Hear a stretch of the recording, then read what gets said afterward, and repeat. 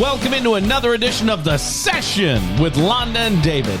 My name is David Austin. I'm Londa Sherwood Austin. Welcome back. You look spectacular today.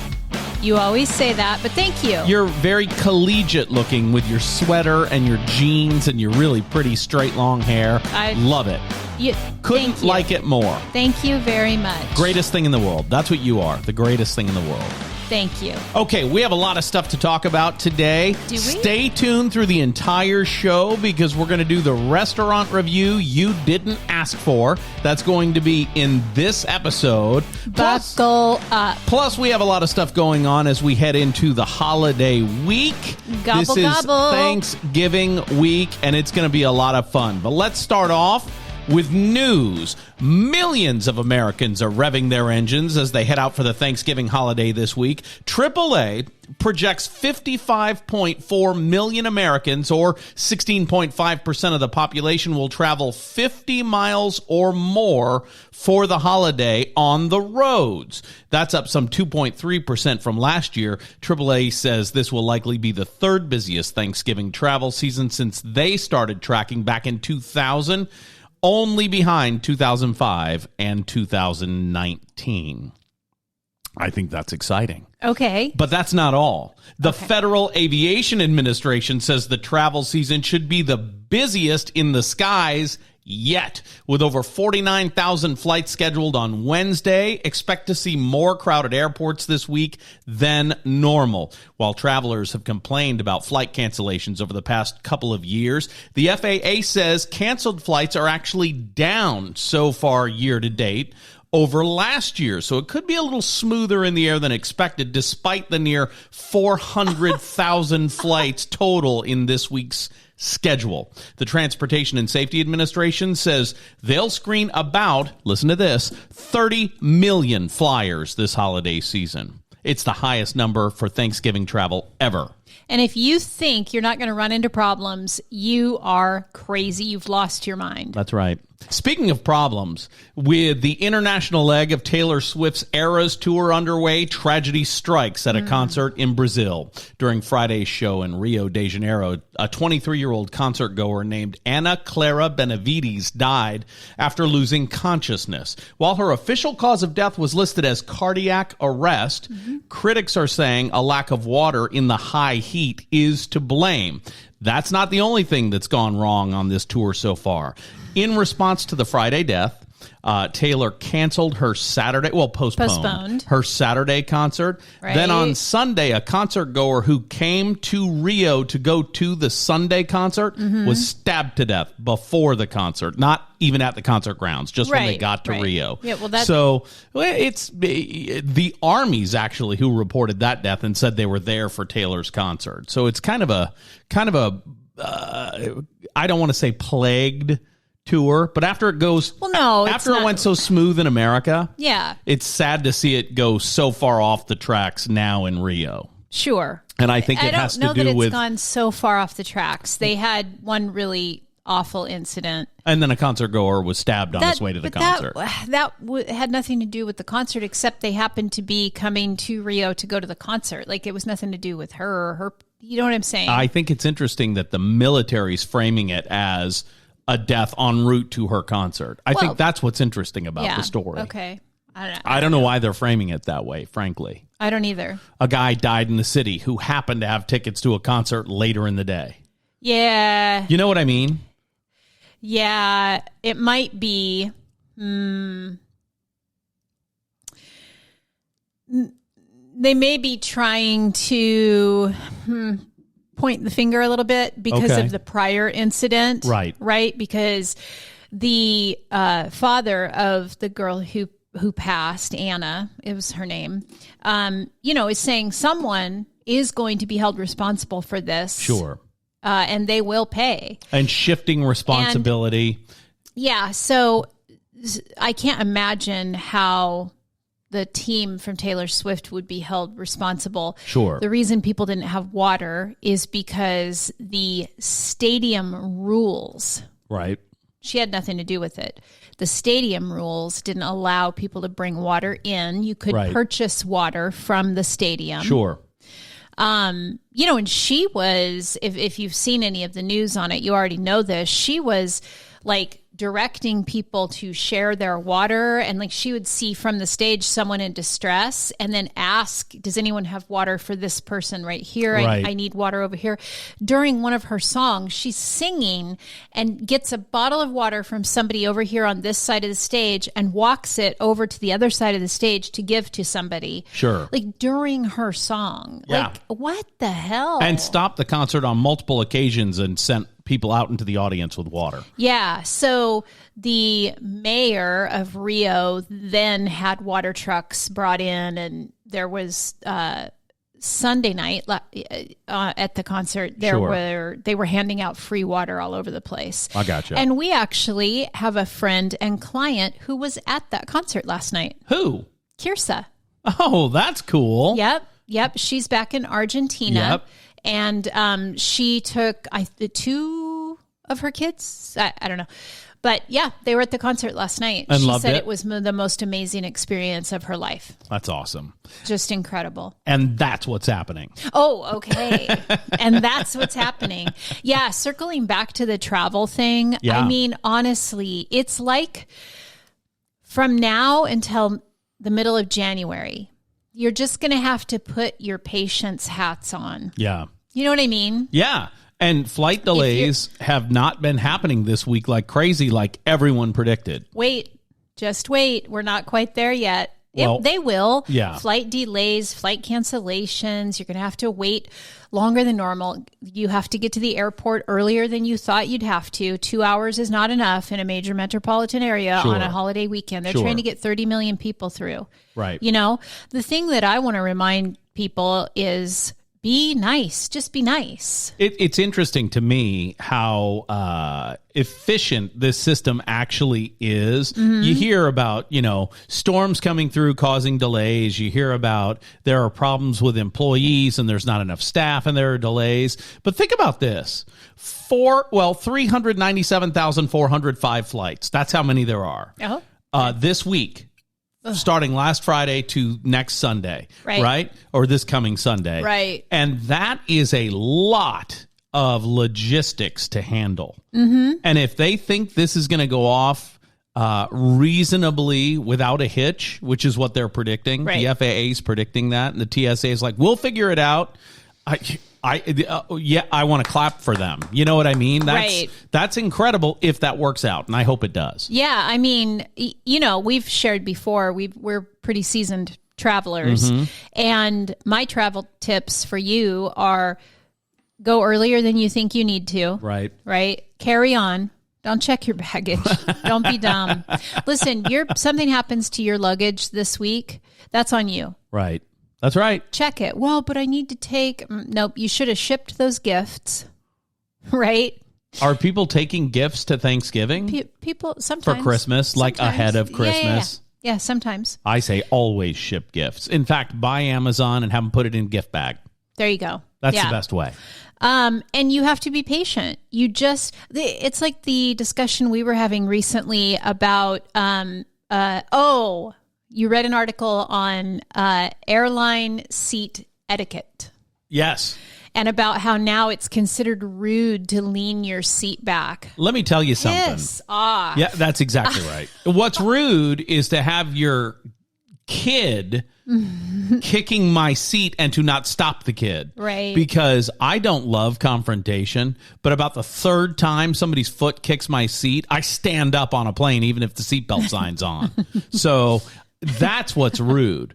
I typically don't lean back. Personally, I don't love it. It doesn't feel comfortable for me specifically. Mm-hmm. But how can you be mad at someone who's utilizing the seat the way it was made to be utilized? Yeah. I think that's ridiculous. Listen, I'm not trying to encroach on somebody's space. I lean my seat back because I have a hip problem. Right. And if I don't, when we land, I will not be able to walk. Right.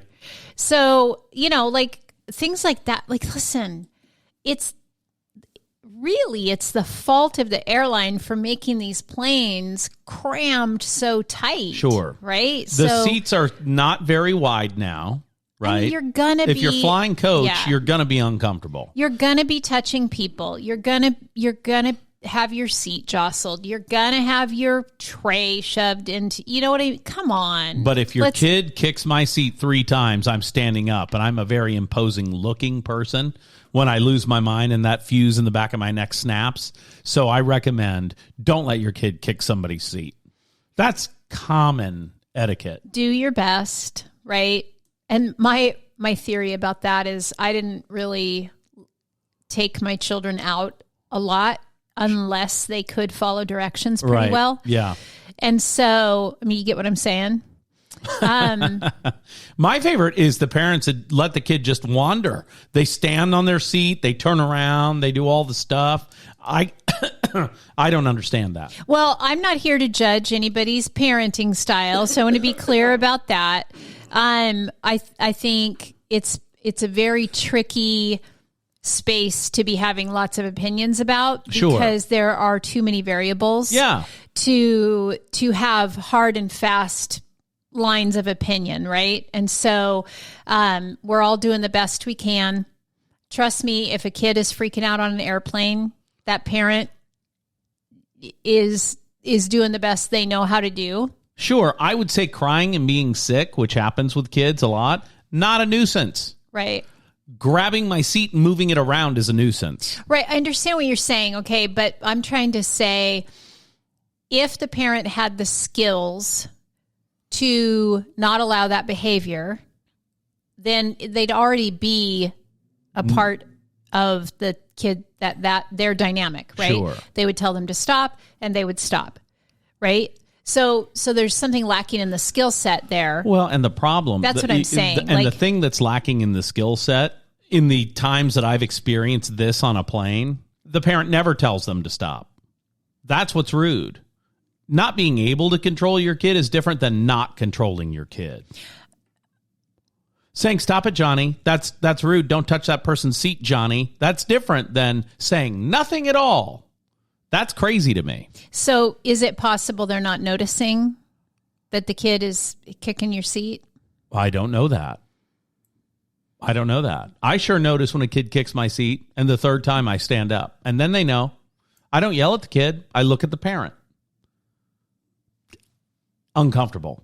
Please don't allow this to happen any longer, I say. And that usually works. I would bet you don't say anything. Oh, the third time I do.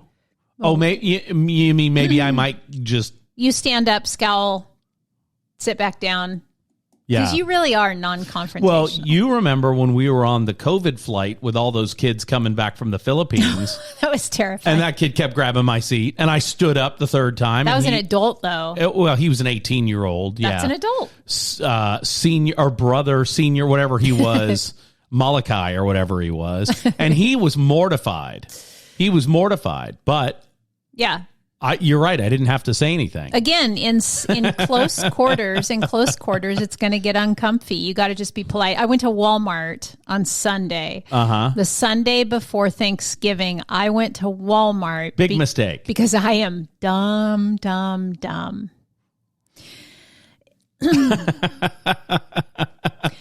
Again, I'm going to go back to it. It's too early in the season to be rude. I gotcha. Were people rude to you? People need to calm their shit. Yeah. And just listen. The lines take longer. It's hard to find stuff. We're all out here just trying to survive, right? Mm-hmm. You can either make your experience pleasant or unpleasant. Sure. And a lot of it has to do, just like in anything, has to do with your mindset. I went into it knowing, okay, it's going to be crowded. It's going to be uncomfortable. It's going to take me a long time to check out, which is one reason I told you I kept wanting to get distracted by all the pretty shiny things, right? They had a bunch of holiday stuff I wanted to go look at, and they had, towels I wanted to look at. They had no. Focus up, because I know that by the time I got through my list, I was going to be at the tippy top of my tolerance. I gotcha. So... have a plan, stick to the plan. You know what I mean? Yeah, holiday shopping is stressful. So stick to your plan. Stick to your list. That's magic right there, sticking to your list. Be nice to the employees, and I'm saying this because they are overworked and overstressed, and everybody's mean to them. And for example, the Walmart employees that are out and about that you run into, they're doing shopping for other people. Right. And it is stressful, because they've got these lists and the items aren't always available and they're supposed to find substitutes. And, so they're shopping for 8 or 10 people. And now you're asking them a question. Right. Just use your thinking cap. Now, here's what was shocking. We went and did a little bit of furniture shopping this weekend. And we went to 5. I'm going to say 5. I'm going to say every major furniture store in Tri-Cities, Washington. Maybe only 4. Now that I'm thinking of it, I think 4. No, 5, because we went to the 3 right there on that Tap-Teal Loop and then went across. Right. Yeah. Okay, so 5 furniture stores, and 3 of the 5 said to us, honestly, I'd just order it from Amazon. Or online, on their online. Yeah, 2 of them specifically said Amazon. Is that true? Yes. I remember one who said it when he couldn't guarantee that the one of the furniture guys said, listen, I can't guarantee this is going to be here in time. And I said, well, how can Amazon do it? He said, frankly, I'd order it from Amazon if I were you. And we ended up buying it from Amazon. Yeah. That's crazy to me that furniture stores do not empower their employees to expedite deliveries. Right. It's unusual. I hear a lot of people complain about you need to shop local. Yeah. Don't order from Amazon. Amazon won't know if you don't shop local, but your local businesses will. Well, damn, I'm trying. Yeah. I'm trying. We went to every furniture store on this side of the river. Yeah. The truth is they can't deliver. Right. Figuratively and literally. Sure. They can't deliver. And it's They don't unusual. have the product in stock. They don't have it on the floor. They don't have, you know what I mean? Like they can't get it in time. Right. And it's unusual to me that day beds are so hard to find in stores in this market. Yeah. Because any store that says they have children's furniture. Yeah, we were shopping for a day bed for our little guest room. Right. Any place that says they have children's furniture should have day beds. Because that's a cool thing. Yeah. A lot of kids I've known. Yeah. Have wanted it. And a lot of kids I raised wanted a day bed at some point. Yeah. Because they thought it was cool. It's like a couch, but a bed, and you can sit on it, crisscross applesauce, and study and lean against the back and all that good stuff. Yeah. Guess what? You can do that on any bed. But yeah, you can. I thought about just getting a prison cot and putting it in the guest room. You know what I mean? Just a slab with a little thin foam mattress on it. Prison bed. Yeah. We actually saw a prison bed at one of the stores. They're like, well, the only day bed we have in stock is prep. Oh, here's the other thing. Why are they not trying to sell? Do they not work in commission anymore? What the hell's going on? We walk in, said, hey, we're looking for a day bed. And she goes, well, we don't really have any. We've got one that's technically a day bed. But it's probably not what you're looking for. Yeah. Out the gate, this was the conversation. How stupid. I'm just going to say it. Listen, I feel a little feisty today. So I'm just, speaking plainly. Macy's Home Furnishings dropped the ball with that one. Yeah, Leah, you need some sales training, my friend. Like Macy's, feel free to reach out. I could train your staff. Right. Like it was shocking. And then she goes and shows, and you said, well, let's take a look at it. Yeah. And so we go back and we look at it. No offer of, she's like, honestly, I'd go to the West Side if I had to find a day bed. Right. What? Yeah, that's what she said. Yep. What? And then one store we were at, the salesperson, I can't remember. Oh, I remember now what it was.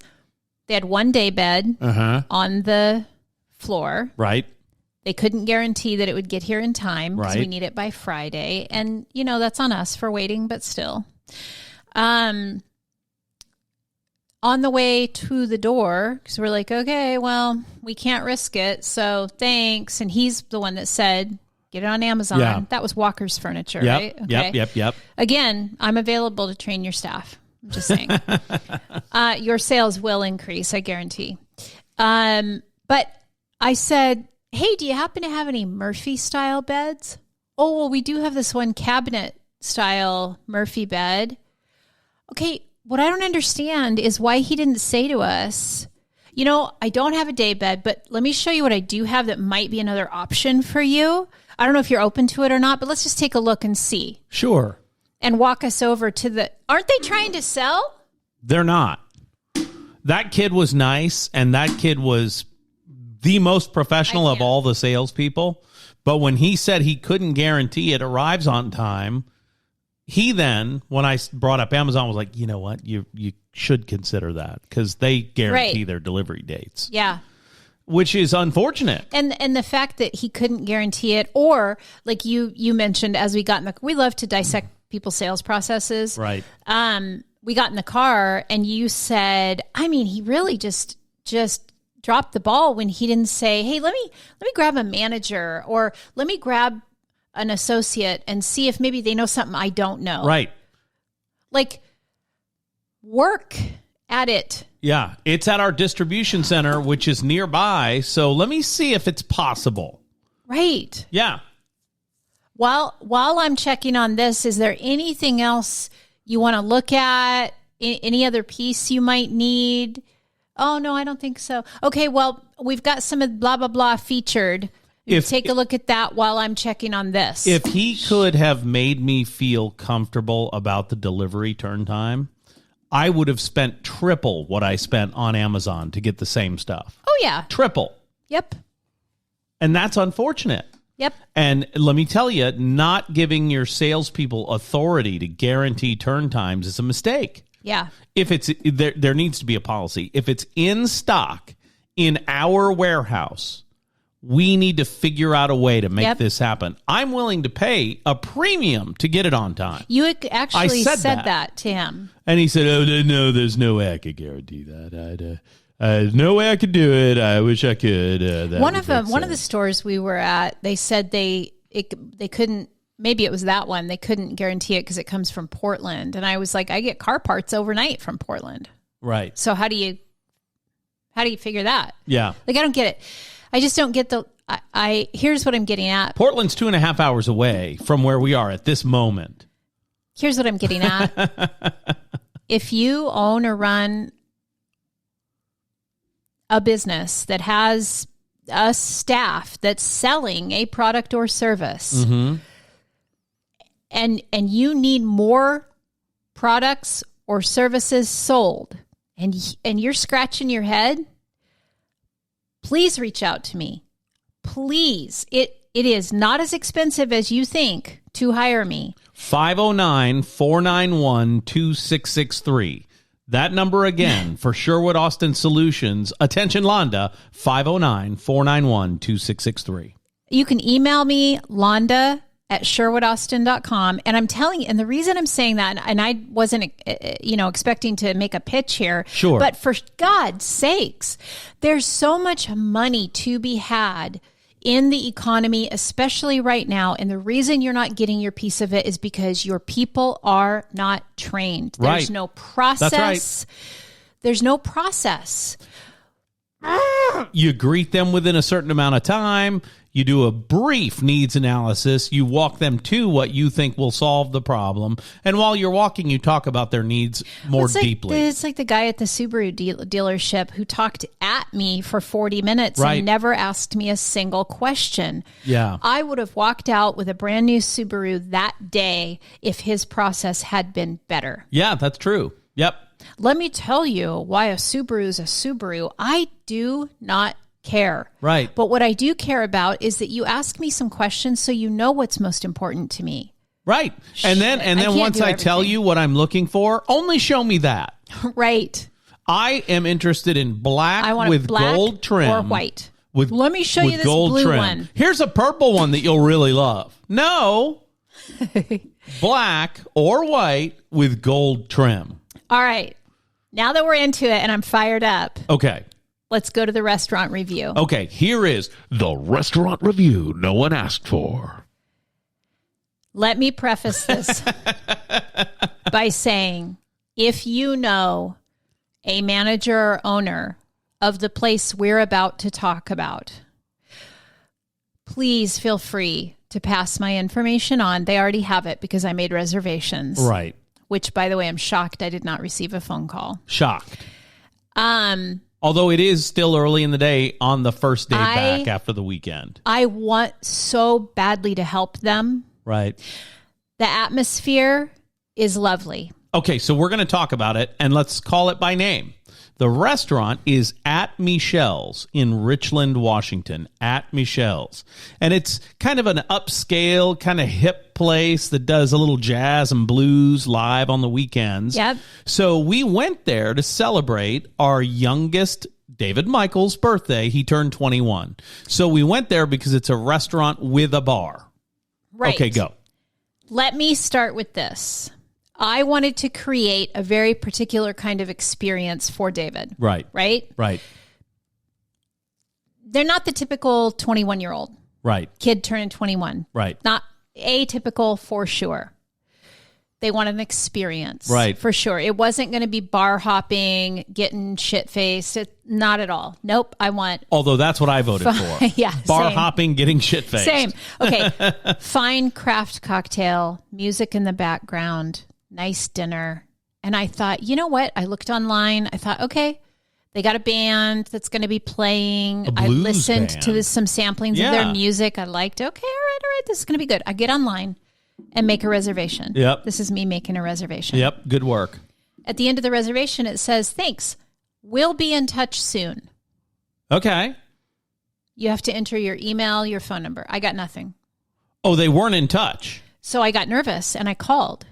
Okay. I said, hey, about 30 minutes ago, and I didn't let a lot of time go by, but we were under a time crunch, you know? Sure. So I said, about 30 minutes ago, I made a reservation online on your website. I just want to make sure you have that. So they said, okay, what's your name? What's your phone number? Okay, yeah, well, whether it came through or not, I've got you. I've got you down. Okay. On the online reservation, in the notes, I said, celebrating our child's 21st birthday. So excited. Okay. Something like that. Yeah. On the phone, I said, oh, good. I'm glad you got me because it is our youngest child's 21st birthday. Right. And we want to have a really nice experience. Right. Oh, that's so great. Blah, blah, blah. Now, listen, I grew up in restaurants. Sure. I managed restaurants. Sure. It is near and dear. I mean, real estate and restaurants, those are my two specialties. Right. Somebody says they're having a celebration. You do something. I don't care what it is. Something. Right. They did nothing. I don't want to spoil it for you. They did nothing toward the birthday dramatic celebration. tension. Oh, my God. Punctured. We get in there. The greeting was spectacular. Spectacular. The guy at the door Yep.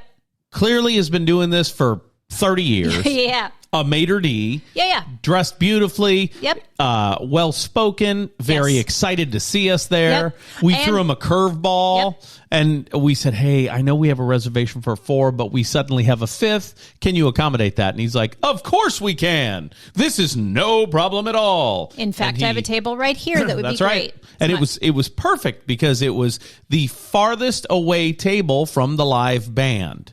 And that's all I'm going to say about it. That's not all I'm going to say about it. The band was great. I don't remember their name, but they were good. But for... Wasn't the guy's name Von Johnson? Something like that? Maybe Von Jensen. I don't know. Band was great, but for a couple of little things. Okay. And not their fault. Whoever does their sound, it's too loud for the space. Yeah. Yep. That's a small thing. It's too loud for the space. And when I say it's too loud, even our kids who are 21 and 23 were like, damn, that was way too loud. Ada leaned over. She's 23 years old. She leaned over to me at one point and said, do they have an anxiety room or what did she say? Do they have a quiet room I can go to and like just breathe?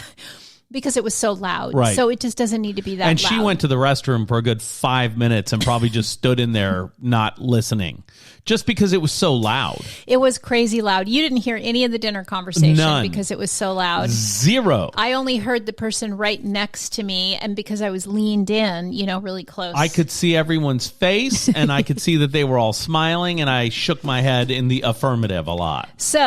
And laughed when people laughed. So it's starting off great, right? And did that first guy take our drink orders? Or was it the second guy? The second guy took our drink orders. Second guy walks up to the table, and he says, you guys want some drinks? You ready? That's what he said. You ready? I think that was the second time he came up. That was after he took our drink order. He tried to be friendly with, do you guys want some drinks? Right. Do you guys want some drinks? We're at a restaurant where the average plate's $50. Yeah. Average plate. Maybe 40. So sure. I would expect, after the great introduction to the place and the spectacular ambiance of the place, for their wait staff to equal that. Right. I've got bad news some drinks? For you. Not great. Okay. So we give the drink orders. He got confused. It was a little like, I thought, oh God, this is not really the experience I'm looking for, but I'm hopeful, right? Okay. Then came back to the table. You ready? Yep. Before the drinks were there, he wanted to know if we were ready. The birthday person said it reminded them of when they went to IHOP. IHOP. It reminded them of IHOP. They walked in and the person behind the counter said, 2? Right. Nope, 600. We've got a bus outside. So stick with me because it gets much worse. Way, way worse. I mean, it couldn't have been worse. Yeah. It really couldn't have been worse. We get the drinks. I'm excited because I order a Manhattan Up, which is a very emotionally charged drink for me because of you and our history. They weren't good.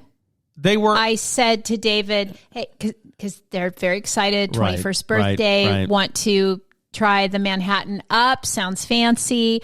I said, hey, I'll have David Austin make you a Manhattan sometime so that you know what they're supposed to taste like. Right. And the problem with this Manhattan was they used some kind of weird, like almond bitters or something. I don't know. But and it's a different drink when you change the recipe. Right. So whatever the case, we're looking at the menu. We order. We wait. I don't know, 4 or 5 ever for our meal, which would have been okay if we'd been able to talk, but we couldn't really talk because then the band fired up. And while it was good music, it was just loud, right? It was the sound was set for an outdoor music festival, not a small, intimate setting. And here's something that I would point out. The musician said, hey, I want to thank so-and-so for coming out with his sound equipment. Normally, I have a little tiny PA that I just bring myself. Right, so they maybe didn't know. So, and his little tiny PA probably fills the room adequately. Perfect. Yeah. Okay, so while we're sitting there, though, after we've ordered our drinks, I almost forgot this part. You're going to love this. We need somewhere to have our company Christmas party. Yeah. And their aesthetics are so cool that I thought, man, this would be great. Perfect, right? So they've got a back room there that's like private. I went and looked at it. I'm like, oh, this would be really good. So I text my designated broker who makes those decisions, because it's his money. And I said, hey, have we thought about this place for our Christmas party? And I send him a link to the place. Okay. And we're super excited at this point. Right. Thrilled. The music's a little loud, but we're thrilled. And I actually said this room we can close the doors. Yeah. We can have it fully separate and hear the music, but not be inundated with it. Right. So to which the kids joked, can we do that now? So anyway, so then we ordered the food. Sure. Right. Our waiter, again, our server was just dead. Dead eyes. Dead. Yeah. So we order the food. The food comes out. I ordered probably the easiest meal that a restaurant can make. I ordered a steak medium rare. That's it. Steak medium rare. And by the way, there's a big, on their website, there's a big thing about chef so-and-so, right? So steak medium rare. One of our kids ordered what I thought was the AM burger. Like a morning burger, like with an egg. Which has bacon and maybe an egg on it and cheese. Well, it did have bacon. It was supposed to have cheese, but didn't. And it was the hamburger. Okay, whatever. And she ordered the AM burger, and the kid corrected her. Do you mean the hamburger? Well, he didn't say it quite like that, but he was like, oh, you want the hamburger? Yeah. And so she said yes. And then she ordered it, which I thought was a mistake in a restaurant, medium well. Curveball. My steak was medium well, and her burger was an actual brick from the parking lot. They brought a brick on a bun. The hamburger is clearly a piece of masonry. Yeah. So she ate one bite of her burger, by the way, one, and was like, ooh, no. Awful. And then said, and you said, you should send it back. And she said, no, Julian will eat it. Mm-hmm. He'll eat it. I'll take it home for him. Sure. And that's great. That he'll eat anything. That's what's great. Yes, exactly. So, David Michael, the birthday child, relatively enjoyed their meal. Yeah. Salmon, Swiss chard, butternut risotto. David actually raved about the Swiss chard. Yes. Yeah, well, because bacon. I took a bite of it. It was tasty. So, lovely meal for the birthday boy. So, there's that. Our guest ordered the chicken wontons. Yep, that's exactly right. And she said they were fine. Fine, which is not good. Fine is not good. Nope. I got a charcuterie board. I got a charcuterie board because meats and cheeses. And here's the best part. You said, I want this as my meal, so bring it out with the meal. And 10 minutes before the meal came out, they started bringing it out, and I saw someone grab the lady who was carrying it to our table from behind and turn her around, at which point she took that charcuterie tray and placed it under the warmer for 10 minutes, which is probably where my steak was sitting and why it was overcooked, because if you put that under a warming light for 10 minutes, you've now cooked it more. Right. Okay, but at least your mashed potatoes tasted like Windex or some chemical. They were the worst. Yeah. They definitely had a box feel. Yeah. Instant potatoes that they threw all kinds of garlic in to kind of hide the flavor. Sure. So, and I know we're ripping this place apart, but the thing is, like, when I'm willing to admit I have very, very high standards. Sure. Especially when it comes to an experience like that, especially when the bill is what it was. Especially when your website talks about your chef and your, you know what I mean? Like I about halfway through the meal, I texted back and said, never mind, we cannot have our Christmas party here. Yeah. Because the service and the food was just not up to par. Yeah. Too bad. So, and then there was just a crazy debacle where you had like 2/3 of your tiny little maybe 4-ounce steak. Then you gave the rest of it to me. Right. And because they served the charcuterie board on a tile. Yep. A flooring tile. Yeah. Which is a little weird. I've seen that a million times before. That's the least weird thing that happened. But it doesn't have a lip on it at all. That's right. So when I went to put my fork in it, it slid, it scooched. It shot. It shot out. It shot out behind me, bounced off my leg, off the chair, and onto the floor. Yeah. This chunk of meat, I don't know, probably that big. I think it was about an 8-ounce deal total because it was so thick. It was okay. It was a little around, but it was this thick. Well, whatever the case, now what I thought was about half the steak is lying on the floor. Right. And I was mortified, and I thought you were just sharing it with me. Well, and so and by this point, we're like, this is getting to the point where it's comical, right? Because nobody's really liking their food. You had a few bites of your steak and then tried to give it to me. I accidentally threw it on the floor. And then I thought you were trying to be nice to me and just give me a bite of the steak. I didn't realize you were done with it. Right. And I said... I know. It got lost in translation and whatever the case. Yeah. And you couldn't hear because it was too loud. Right. So I thought you were trying to give me a bite of it, and then I was going to give the rest of it back to you. And in the process of trying to get a bite, I threw it on the floor. So now your steak's gone. So I grabbed the waiter... And I kind of lean back, and I'm like, hey, here's what happened. This is really horrible. He looks, I go, it's right down there. And he's like, oh yeah, I see it. I go, can you do me a favor? Can you get the kitchen to fire another steak, just the steak on the fly, medium rare. Right. And bring it out, please, because I feel terrible about this. Sure.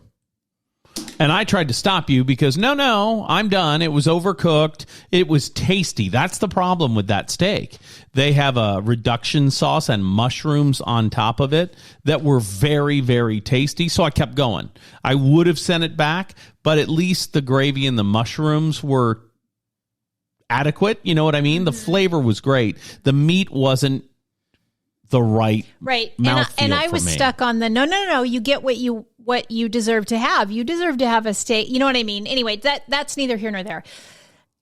10 minutes later, I flag him over, and I'm like, hey, what's going on with 20 this minutes steak? later, you flagged him over. Was it 20? Yeah. It was I don't know. I was trying to be generous. It was a while. Okay. I don't know how much later, but I know it's 4 minutes, maybe, for medium rare.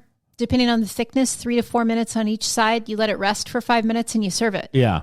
And he goes, this is what he said to me. He goes, well, I mean, we got other people. You don't have other people. Not when it's on the fly, you don't. You do it right now. You skip the line. Huh? So anyway, now get this. I love how he said to you, no, we have other people. We're not here to serve you, miss. There are other people. Let me tell you, that's where you would have lost me. So then you said, hey, by that time we're like, the kids are ready to go. I'm like, can we just get some boxes? She's going to take her burger home.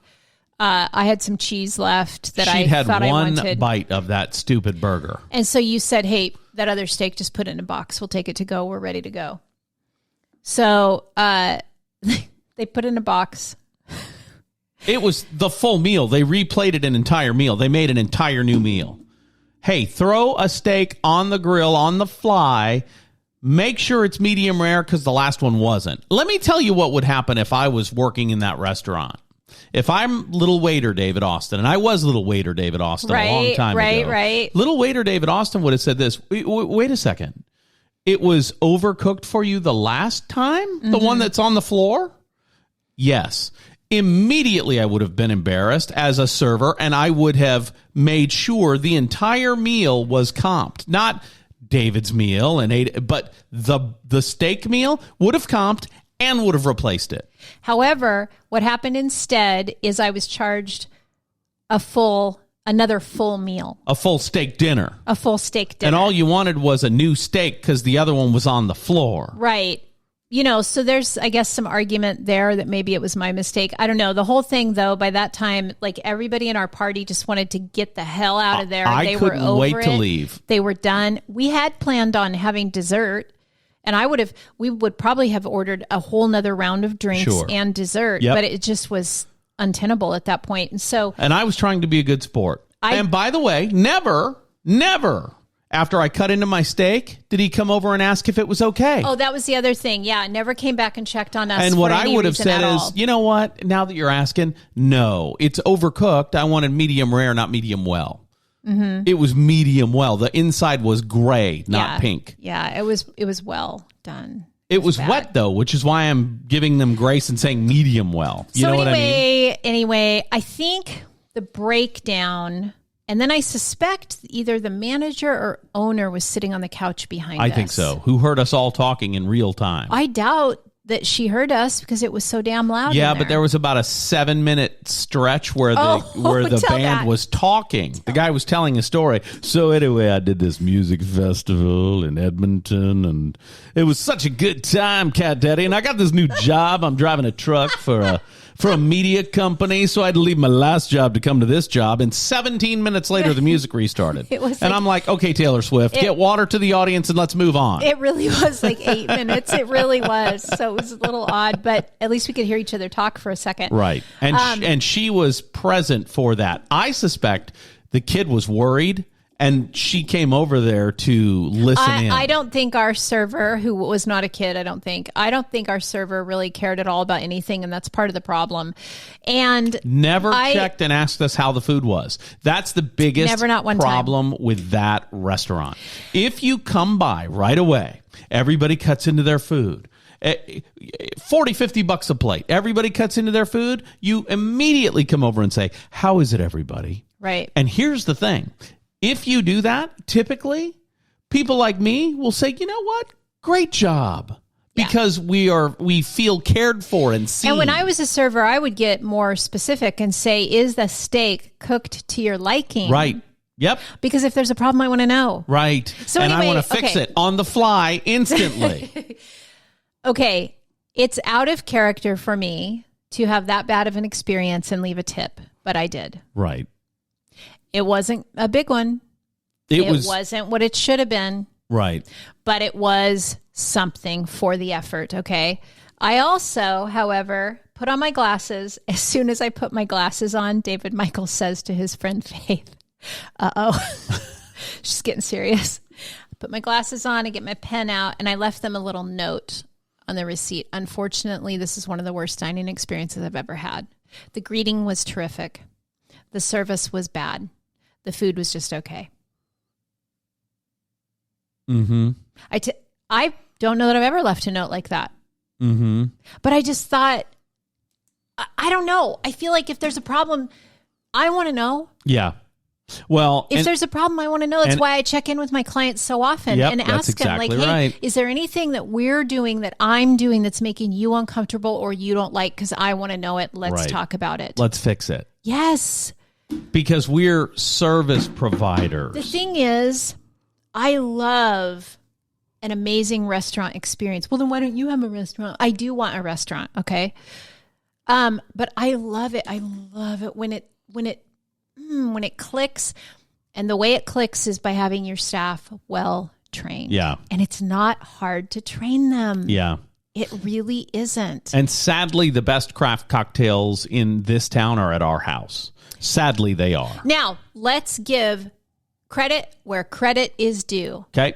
And let's talk about Anthony's. After dinner, we went to Anthony's for drinks and dessert. Because I said, how do we salvage this night? Right. We've got to salvage this night. The kids were like, we kind of want dessert. Yeah.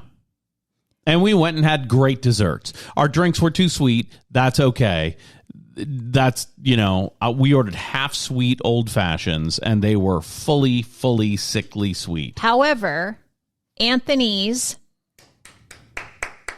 I got to say, consistent. Mm-hmm. The service, stellar. The waiter was spectacular. He was very Absolutely interested. Amazing. He made it special because we mentioned that it was David's birthday. So David ordered an Irish coffee. He said, "Oh, okay, one coffee." And we're like, no, an Irish coffee. And he goes, "Oh, okay, can I see your ID?" Mm-hmm. And you and I, because we're goofy, we're like, "Oh, I don't want to give it away, but today's his birthday," right? And so the waiter was like, "Oh, okay, great." So when they brought David's dessert, the waiter had put a candle in it and lit the candle and happy birthday. Didn't make a spectacle. Right. That's right. Which was perfect because David would have died. Didn't make a spectacle of it, but did make it special and made it count. That's all I want. And I don't need a lot. Here's the deal.